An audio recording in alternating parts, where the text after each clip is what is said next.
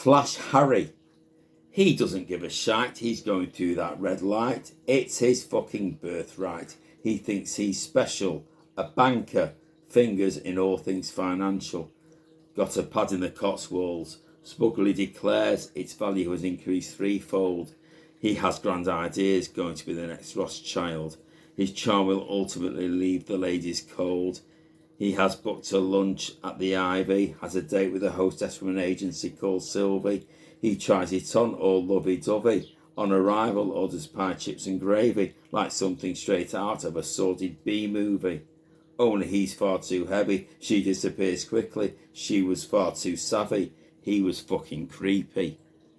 Gets back in his car, he's got a fucking McLaren, doesn't give a stuff about its emissions of carbon. He speeds away, you think it was stolen, just another substitute for a penis extension. But recently he's been skating on thin ice.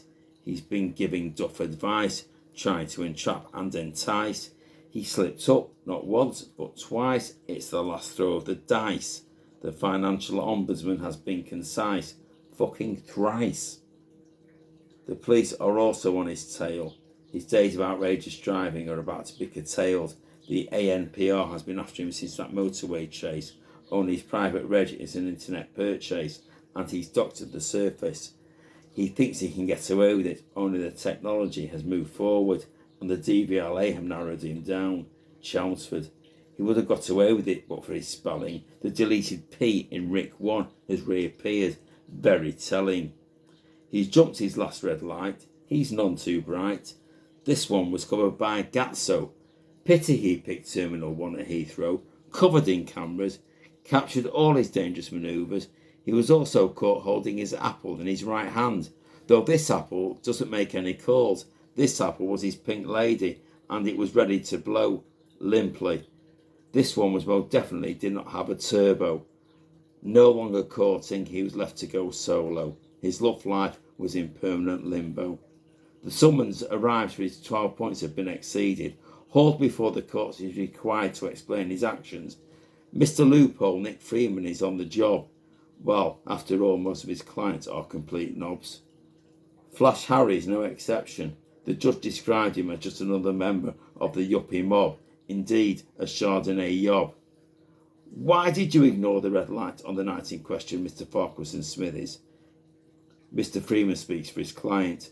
In a twist of fate, speaks for the prosecution, declaring his charge impotent. He spent all his adult life on Viagra. His actions between the sheets have relied on him reciting abracadabra, trusting to luck that he could pull girls called Cleopatra. Well, that was his raison d'etre. That convinces the judge he is going down. 20 years for the crime of a clown. Finally, he has the biggest come down. Do you have anything to say? Red light, green light. I just got to see Jane. Well, he drunk his last glass of Chateauneuf de Pape. All his future drinks will be served in plastic glasses at His Majesty's pleasure, drinking prison tea as a nightcap.